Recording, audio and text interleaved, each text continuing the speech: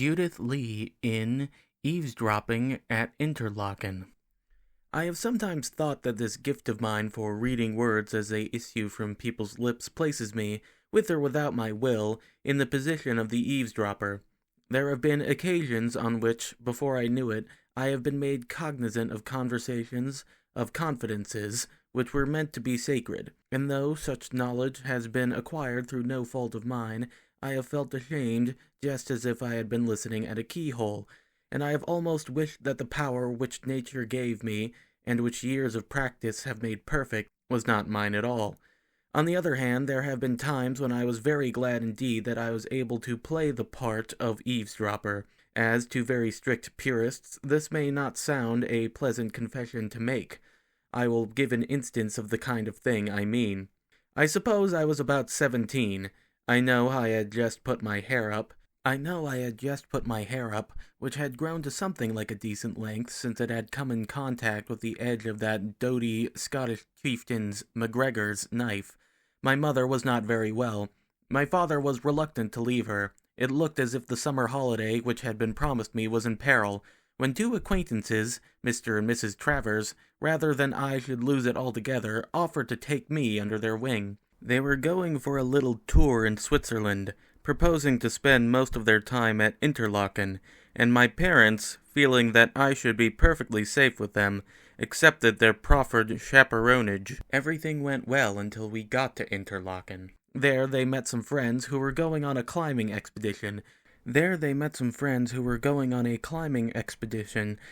as Mr. and Mrs. Travers were both keen mountaineers, they were very eager to join them. I was the only difficulty in their way. They could not say exactly how long they would be absent, but probably a week. And what was to become of me in that great hotel there, all alone? They protested that it would be quite impossible to leave me.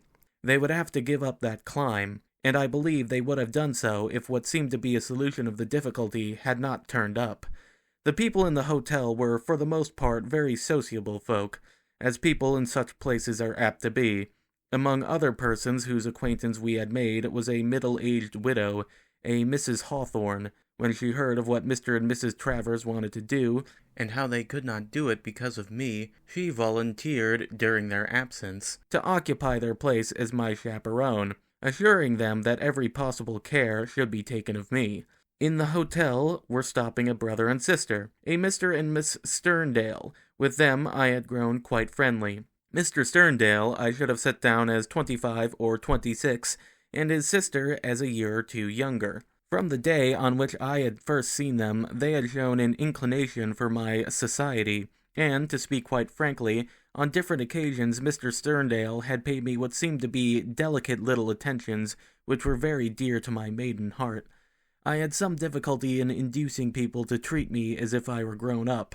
After a few minutes' conversation, even perfect strangers would ask me how old I was, and when I told them, they were apt to assume an attitude towards me as if I were the merest child, of which I disapproved.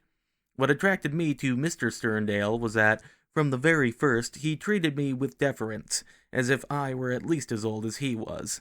On the third day after Mr. and Mrs. Travers had left, Mrs. Hawthorne came to me with a long face and a letter in her hand. "My dear, I cannot tell you how annoyed I am, but I shall have to go to England at once, today, and whatever will become of you?" It seemed that her only sister was dangerously ill, and that she was implored to go to her as soon as she could.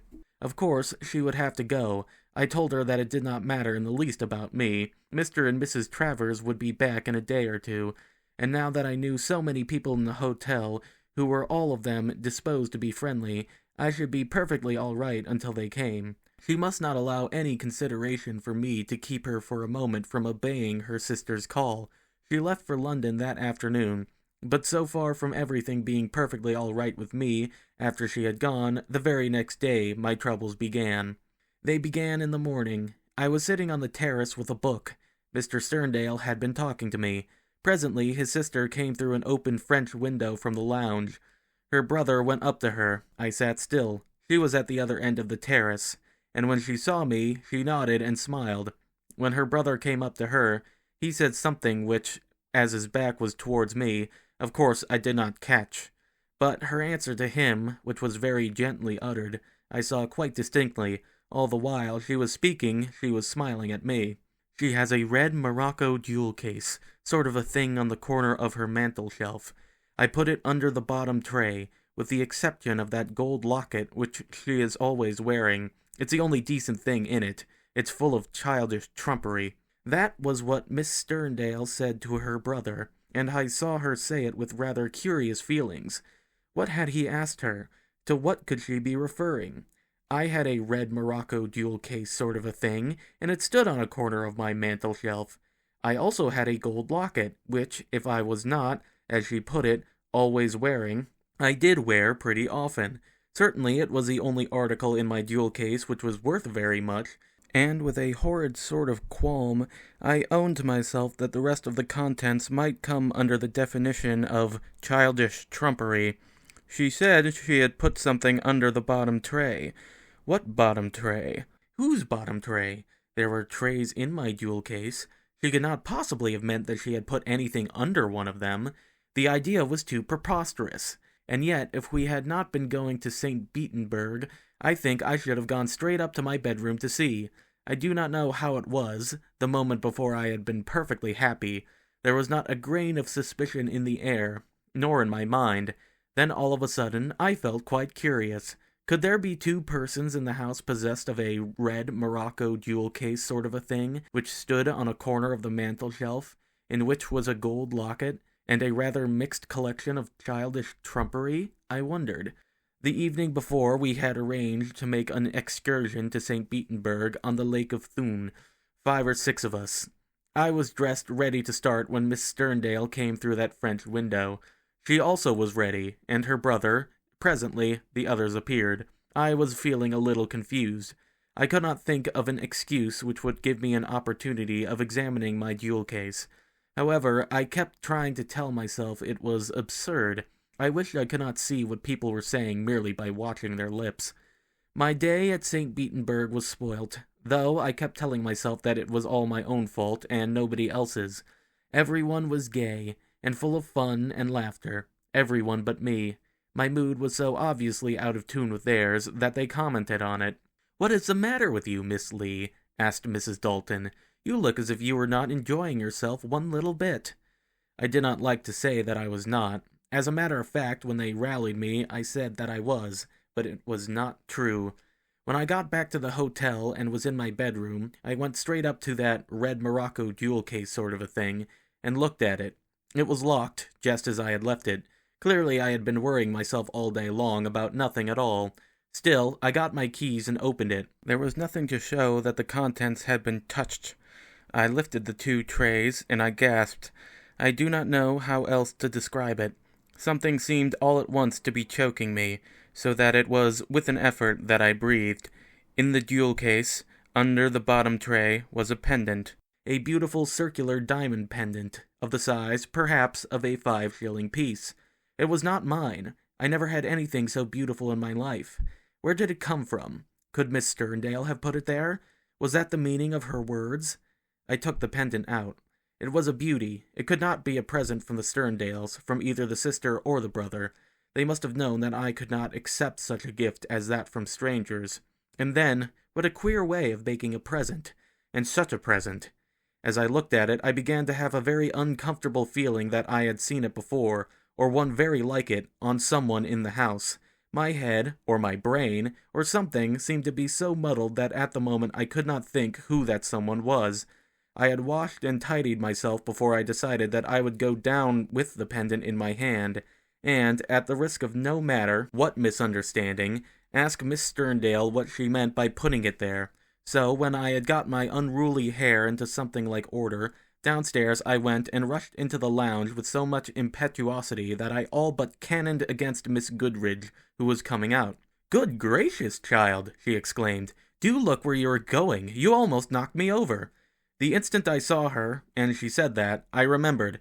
I knew whom I had seen wearing that diamond pendant which I was holding tightly clasped in the palm of my hand. It was the person whom I had almost knocked over, Miss Goodridge herself, of course. One of the persons in the hotel whom, so far as I knew anything of them, I liked least. Miss Goodridge was a tall, angular person of perhaps quite 35, who dressed and carried herself as if she were still a girl. She had been most unpleasant to me. I had no idea what I had done or said to cause her annoyance, but I had a feeling that she disliked me, and was at no pains to conceal the fact. The sight of her, and the thought that I had nearly knocked her over, quite drove the sense out of my head. "Oh, Miss Goodridge," I exclaimed, rather fatuously, "you look as if something had happened." "Something has happened," she replied. "There's a thief in the house. I have been robbed. Someone has stolen my pendant. My diamond pendant." Someone had stolen her diamond pendant. I do not know if the temperature changed all at once, but I do know that a chill went all over me. Was that the explanation? Could it possibly be? I did not care to carry even my thought to a logical finish. I stood there as if I were moonstruck, with Miss Goodridge looking at me with angry eyes. "What is the matter with the child?" she asked. "I did not know you dark-skinned girls could blush, but I declare you've gone as red as a lobster." I do not know if she thought that lobsters were red before they were boiled. I tried to explain, to say what I wanted to say, but I appeared to be tongue-tied. "Can't you speak?" she demanded. "Don't glare at me as if you'd committed a murder. Anyone would think that you had been robbed instead of me. I suppose you haven't stolen my pendant." She drew her bow at a venture, but her arrow hit the mark. "Oh, Miss Goodridge," I repeated. It seemed to be all I could say. She put her hand upon my shoulder. "What is the matter with the girl? You young wretch, have you been playing any tricks with that pendant of mine?" I found it," I stammered. I held out to her my open hand with the pendant on the palm. You found it?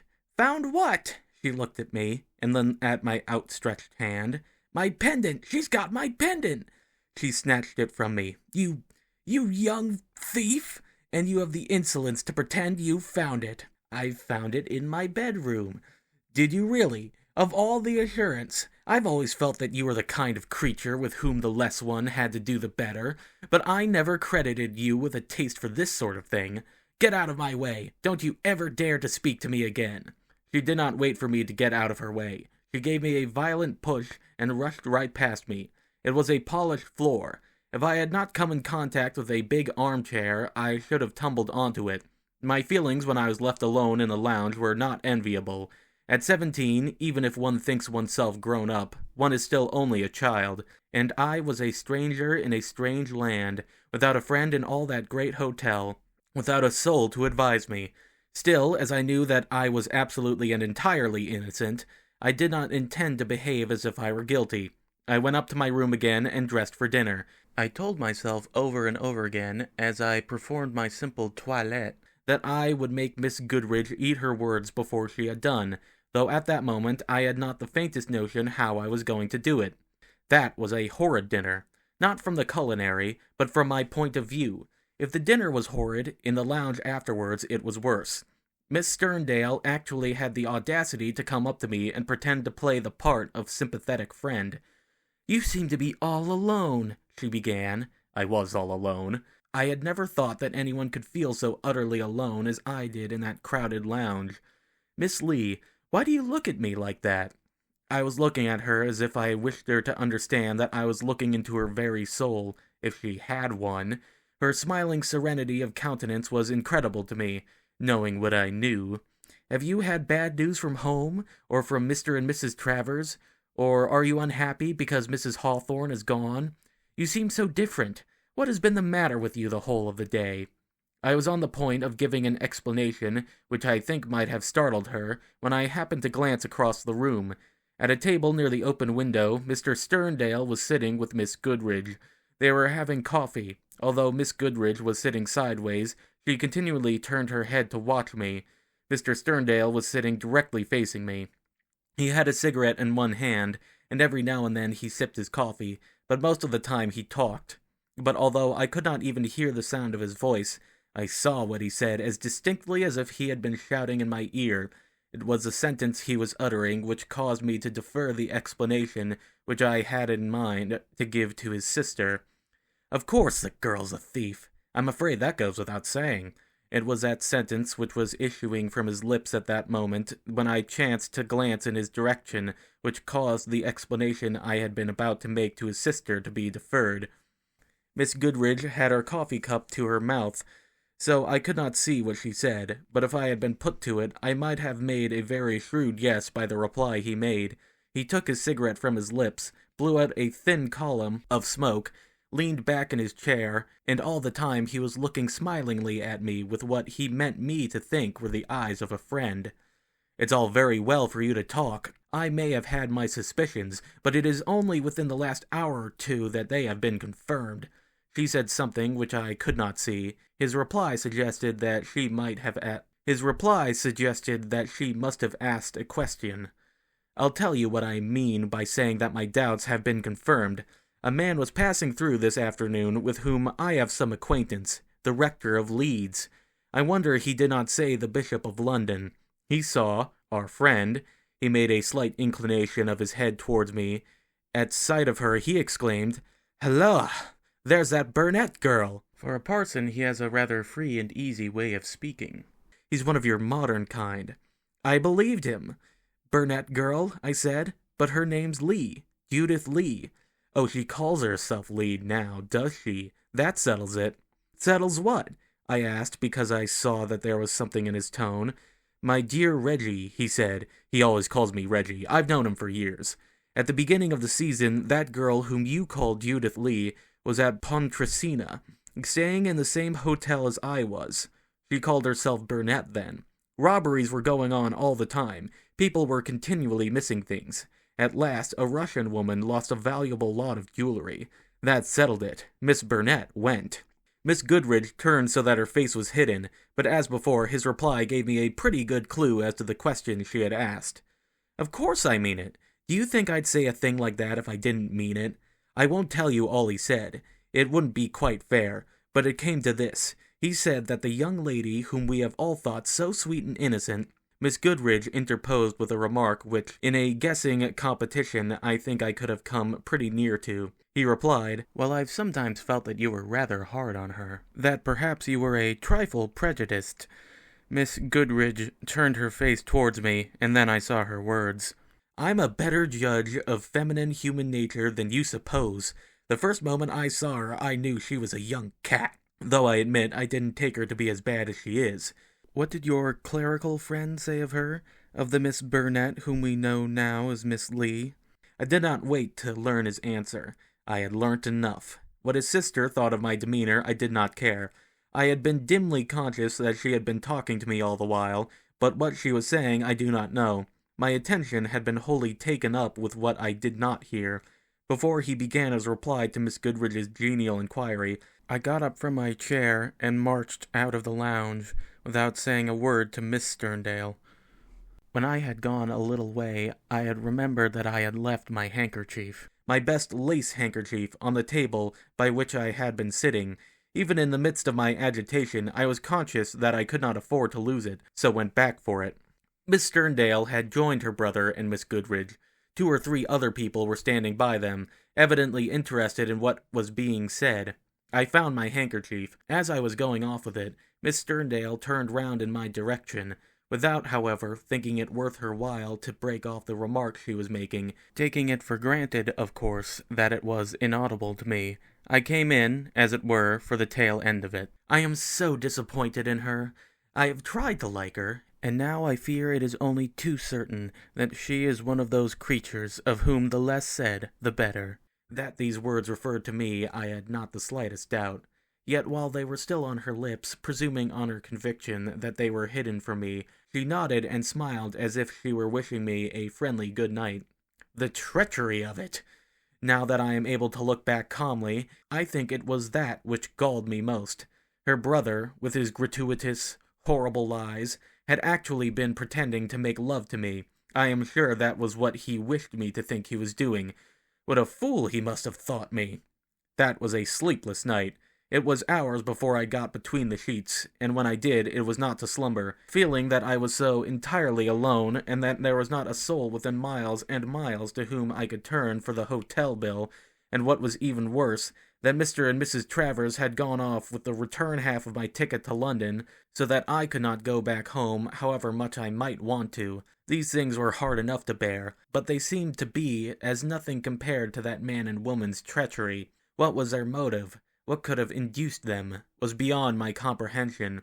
It was a problem which I strove all night to solve, but the solution came on the morrow. I soon knew what had happened when I went downstairs.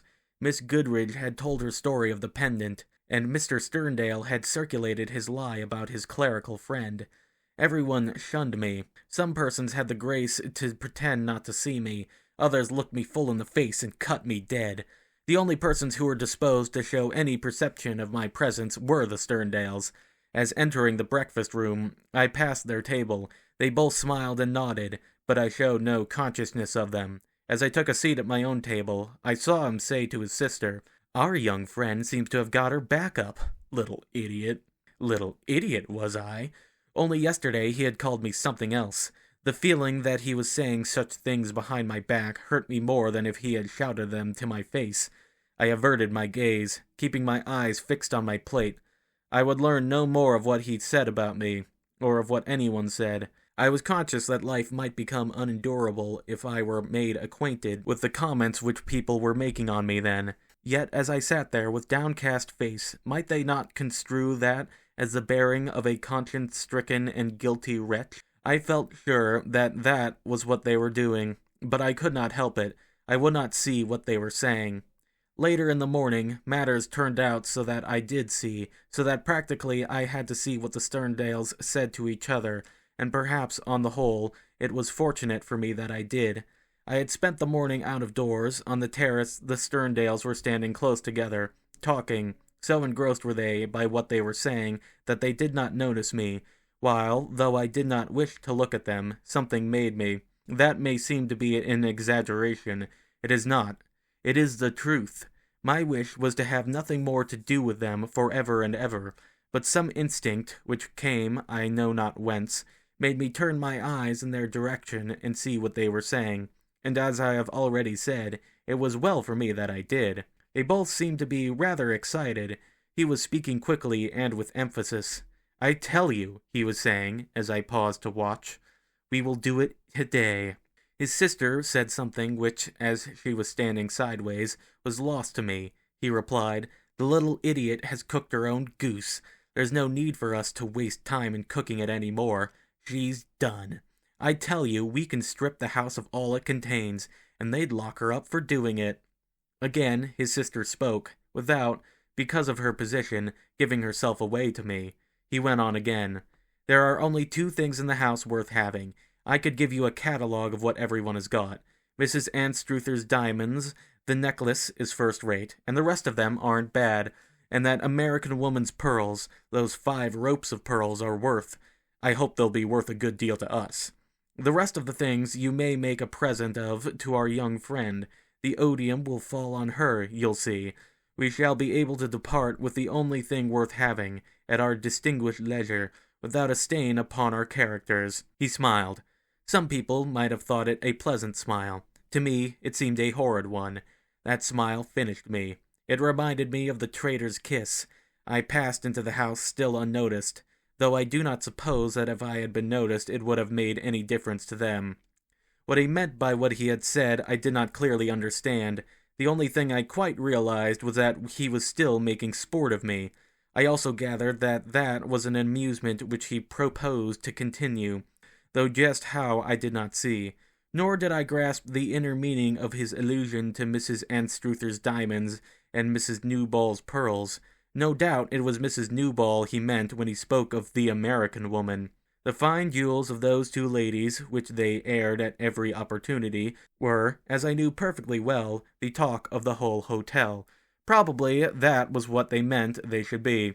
When Mrs. Anstruther had diamonds round her neck, and on her bosom, and in her ears, and hair, and round her wrists, and on her fingers, I myself had seen her wear diamond rings on all the fingers of both hands, and 2 diamond bracelets on each wrist.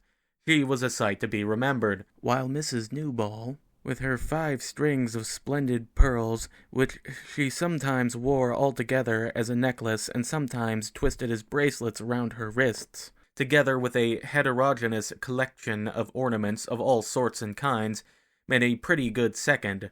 Not a person spoke to me the whole of that day. Everyone avoided me in a most ostentatious manner, and everyone, or nearly everyone, had been so friendly. It was dreadful. If I had had enough money to pay the hotel bill, as well as the return half of my ticket home, I believe I should have left Interlaken there and then. But the choice of whether I would go or stay, as it turned out, was not to be left to me. Depressed, miserable, homesick, devoutly wishing that I had never left home, almost resolved that I would never leave it again, I was about to go up to my room to dress for what I very well knew would only be the ghastly farce of dinner, when, as I reached the lift, a waiter came up to me and said that the manager wished to see me in his office. I did not like the man's manner. It is quite easy for a Swiss waiter to be rude, and I was on the point of telling him that at that moment I was engaged and that the manager would have to wait, when something which I thought I saw in his eye caused me to change my mind, and with an indefinable sense of discomfort, I allowed him to show me to the managerial sanctum. I never had liked the look of that manager. I liked it less than ever when I found myself alone in his room with him. He was a youngish man, with a mustache and hair parted mathematically in the center. In general, his bearing was too saccharine to be pleasant. He did not err in that respect just then. It was most offensive. He looked me up and down as if I were one of his employees who had done something wrong, and without waiting for me to speak, he said, "You are Miss Judith Lee, or you pretend that is your name." He spoke English very well, as most of the Swiss one meets in hotels seem to do. Nothing could have been more impertinent than his tone, unless it was the look which accompanied it. I stared at him. "I am Miss Lee. I do not pretend that is my name. It is. Very well. That is your affair, not mine. You will no longer be allowed to occupy a room in this hotel. You can go at once." "What do you mean?" I asked. The man was incredible. "You know very well what I mean. Don't you try that sort of thing with me. You have stolen an article of jewelry belonging to a guest in my hotel. She is a very kind-hearted lady, and she is not willing to hand you over to the police. You owe me some money. Here's your bill. Are you going to pay it?" He handed me a long strip of paper which was covered with figures. One glance at the total was enough to tell me that I had not enough money. She had left me with ample funds to serve as pocket money till she returned, but with nothing like enough money to pay that bill. "Mrs. Travers will pay you when she comes back, either tomorrow or the day after." "Will she?" The sneer with which he said it. "How am I to know that you're not at the same game together?" "The same game? What do you mean? How dare you look at me like that and talk to me as if I were one of your servants?" "I'm not going to talk to you at all, my girl. I'm not going to allow a person who robs my guests to remain in my house under any pretext whatever. Your luggage, such as it is, will remain here until my bill is paid." He rang a bell which was on the table by which he was standing. The waiter entered who had showed me there. He was a big man, with a square, dark face. "This young woman must go out at once. If she won't leave of her own accord, we must put her out by the back door. Now, my girl, out you go." He spoke to me as he might have done to a dog. "Now then, come along." He actually put his hand upon my shoulder. Another second, and I believe he would have swung me round and out of the room. But just as he touched me, the door was opened and someone came rushing in. Mrs. Anstruther, in a state of the greatest excitement. "My diamonds have been stolen!" she cried. "Someone has stolen my diamonds!" "Your diamonds?" The manager looked at her, and then at me. "I trust, madame, you are mistaken." "I'm not mistaken." She sank onto a chair. She was a big woman of about 50, and at the best of times was scant of breath. Such was her agitation that just then she could scarcely breathe at all. "As if I could be mistaken about a thing like that. I went up to my bedroom to dress for dinner, and I unlocked my trunk. I always keep it locked. I took out my jewel case and unlocked that, and my diamonds were gone. They've been stolen! Stolen! Stolen!" She repeated the word stolen 3 times over, as if the heinousness of the fact required to be emphasized by repetition. The manager was evidently uneasy, which even I felt was not to be wondered at. "This is a very serious matter, Mrs. Anstruther." She cut him short. "Serious? Do you think I need you to tell me that it's serious? You don't know how serious. Those diamonds are worth thousands and thousands of pounds, more than the whole of your 2-penny halfpenny hotel, and they've been stolen. from my trunk, in my bedroom, in your hotel. They've been stolen." The way she hurled the words at him. He looked at me, and he asked, "What do you know about this?" What did I know? In the midst of my confusion and distress, I was asking myself what I did know. Before I could speak, the door was opened again, and Mrs. Newball came in. And not Mrs. Newball only, but 6 or 7 other women, some of them accompanied by men, their husbands and their brothers. And they all told the same tale. Something had been stolen from each. From Mrs. Newball, her 5 strings of pearls. From Mrs. This and Miss That, the article of jewelry which was valued most. I am convinced that that manager, or his room, or probably his hotel, had never witnessed such a scene before. They were all as excited as could be, and they were all talking at once, and every second or two someone else kept coming in with some fresh tale of a dreadful loss. How that man kept his head at all was, and is, a mystery to me. At last he reduced them to something like silence, and in the presence of them all he said to me, pointing at me with his finger, as if I were a thing to be pointed at, "It is you who have done this. You!" Someone exclaimed in the room. "I saw her coming out of Mrs. Anstruther's room." The manager demanded, "Who spoke? Who was it that said that?" A slight, faded, fair-haired woman came out into the public gaze. "I am Mrs. Anstruther's maid. I was going along to her room when I saw this young lady come out of the door. Whether she saw me or not, I can't say. She might have done, because she ran off as fast as ever she could. I wondered what she was doing there, and when my mistress came, I told her what I had seen, and that's what made her open her trunk." "What Perkins says is quite true," corroborated Mrs. Anstruther. "She did tell me, and that made me uneasy. I had heard something about a diamond pendant having been stolen last night, so I opened my jewel case, and my diamonds were gone." "Mine was a diamond pendant which was stolen by this creature last night," interposed Miss Goodridge. "She came to my room and took it out of my trunk. Since she did that, it seems not impossible that she has played the same trick on other people today. If she has, she must have had a pretty good haul, because I don't believe there is a person in the hotel who hasn't lost something." The manager spoke to an understrapper. "Have this young woman's luggage searched at once, in the presence of witnesses, and let me know the result as soon as you possibly can." As the understrapper went out, I noticed for the first time that Mr. Sterndale was present with the rest, and almost at the same instant his sister came in. She looked about her as if wondering what was the cause of all the fuss. Then she went up to her brother, and he whispered something to her, and she whispered something to him. Only 3 or 4 words in each case, but my heart gave a leap in my bosom. I mean that really, because it did feel as if it actually had jumped.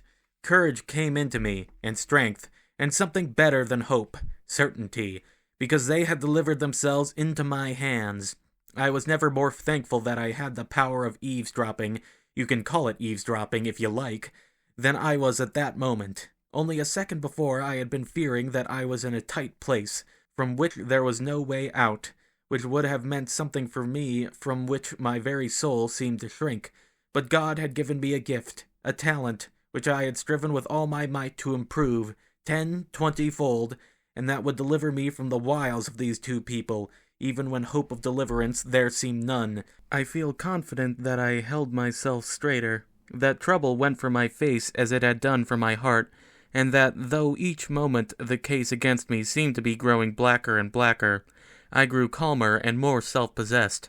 I knew I had only to wait till the proper moment came, and the toils in which they thought they had caught me would prove to be mere nothings. They would be caught, and I should be free. All the same, until that moment for which I was waiting came, it was not nice for me.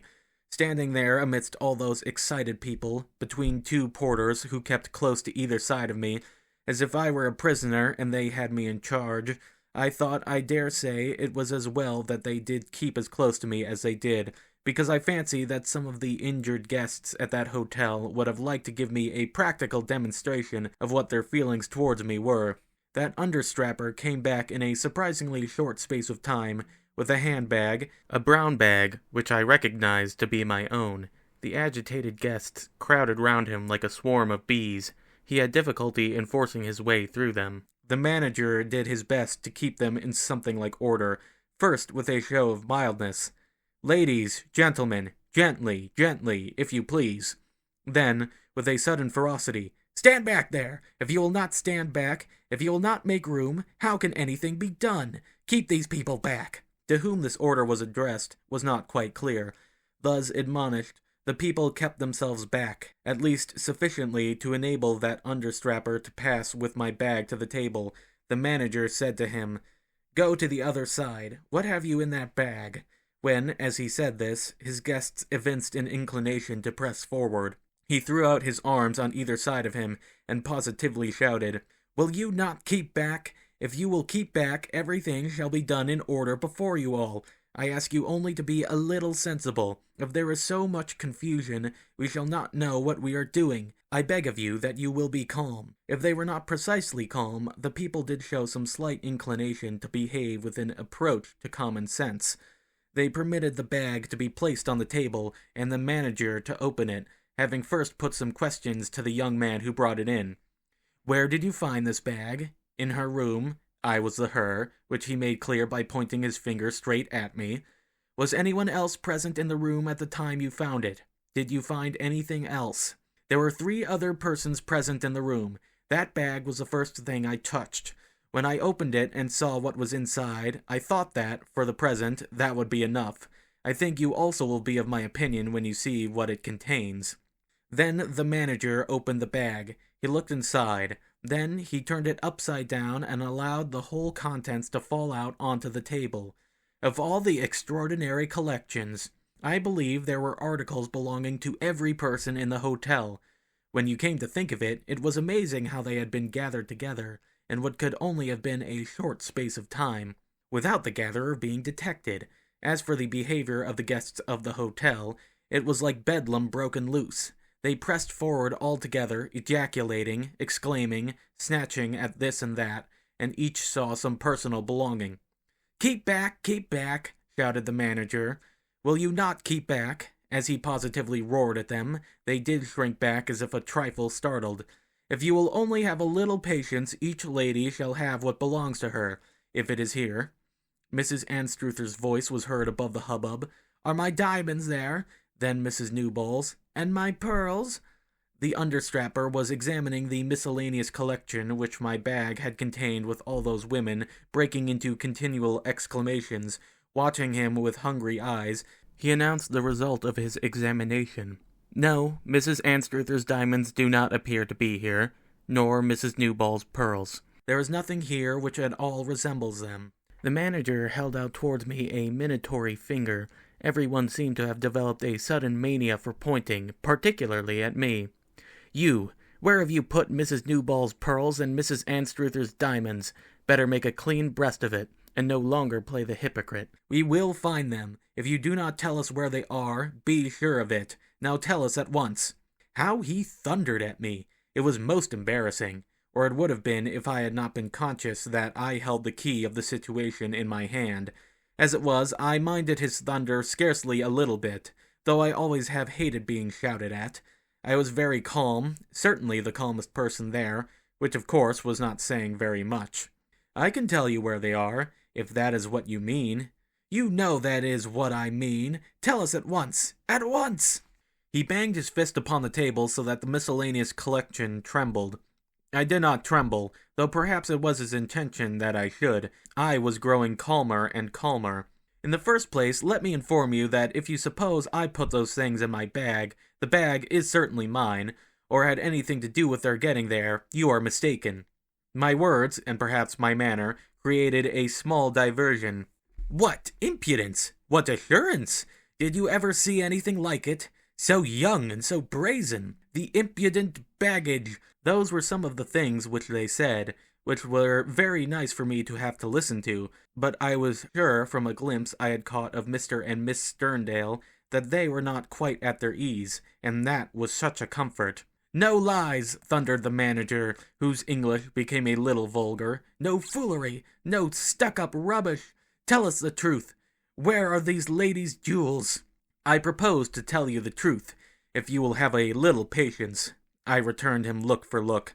I was not the least afraid of him. "I am going to give you a little surprise." I was so conscious of that I was beginning to feel almost amused. "I have a power of which I think none of you have any conception, especially two of you. I know what people are saying, although I do not hear them, like the deaf and dumb, who know what a person is saying by merely watching his lips." There were some very rude interruptions, to which I paid no notice whatever. An elderly man whom I had never seen before, and who spoke with an air of authority, advised them to give me a hearing. They did let me go on. I told them what I had seen Miss Sterndale say to her brother on the balcony the morning before. It was some satisfaction to see the startled look which came upon the faces of both the brother and the sister. They made some very noisy and uncivil comments, but as I could see how uncomfortable they were feeling, I let them make them. I went on. I told how unhappy I had been all day, and how, when I returned, I found under the bottom tray of my jewel case the diamond pendant, how, astounded, I went down to ask Miss Sterndale why she had put it there, and how, encountering Miss Goodrich bewailing her loss, utterly taken aback, I held out to her pendant in a manner which, I admitted, might very easily have seemed suspicious. By this time the manager's room was in a delightful state of din. Mr. and Miss Sterndale were both of them shouting together, declaring that it was shocking that such a creature as I was should be allowed to make such monstrous insinuations. I believe if it had not been for that gray-haired man who had suddenly assumed a position of authority, that Miss Sterndale would have made a personal assault on me. She seemed half beside herself with rage, and I was quite sure, with something else as well. I continued, in spite of the Sterndales. I could see that I was creating a state of perplexity in the minds of my hearers, which might very shortly induce them to take up an entirely different attitude towards me. And then you should have seen how the Sterndales stormed and raged. "It seems to me," observed the gray-haired man to Mr. Sterndale, "that you protest too much, sir. If this young lady is all the things you say she is, presently you will have every opportunity of proving it. Since she is one young girl among all us grown-ups, it is only right and decent that we should hear what she has to say for herself. We can condemn her afterwards. That part will be easy." So I went on again. There was very little to add. They knew almost as much of the rest as I did. Someone had effected a wholesale clearance of pretty nearly every valuable which the house contained. I did not pretend to be certain, but I thought it extremely probable that it was Miss Sterndale who had done this, while her brother kept the owners occupied in other directions. At this point glances were exchanged. I afterwards learned that Mr. Sterndale had organized a party for an excursion on the Lake of Brienz, which had been joined by nearly everyone in the place, with the exception of Miss Sterndale, who was supposed to have gone for a solitary expedition up the Scheniga Plata. When Miss Sterndale saw those glances, as I have no doubt she did, she commenced to storm and rage again, and continued to the end. I do not think, even then, she guessed what was coming, but she was already more uncomfortable than she had expected to be, and I could see that her brother felt the same. His face was white and set. He looked like a man who was trying to think of the best way in which to confront a desperate situation. I went on to explain, quite calmly, that as, owing to the machinations of Mr. Sterndale and his sister, everyone in the house had come to look upon me as a thief. Their evident intention was to allow suspicion to be centered on me, and that was why they put those things in my bag. "But what were they going to gain by that?" asked the gray-haired man, rather pertinently. His question was echoed in a chorus by the rest, particularly, I noticed, by the Sterndales, who laid emphasis on the transparent absurdity of what I was saying. If you will allow me to continue, I will soon make it perfectly clear to you what they were going to gain. If you remember, when Mr. Sterndale was talking to his sister on the balcony this morning, I saw him say to her that there were only two things in the house worth having. Here Mr. Sterndale burst into a very hurricane of adjectives. The gray-haired man addressed him with rather unlooked-for vigor. "Silence, sir. Allow Miss Lee to continue." Mr. Sterndale was silent. I fancy he was rather cowed by what he saw in the speaker's eyes. I did continue. "The only two things which, according to Mr. Sterndale, were worth having were Mrs. Anstruther's diamonds and Mrs. Newbold's pearls. If they put the whole of the rest of the stolen things into my bag, it would be taken for granted that I was the thief, and they would be able to continue in unsuspected possession of the two things which were worth much more than all the rest put together. The moment I stopped, the clamor began again.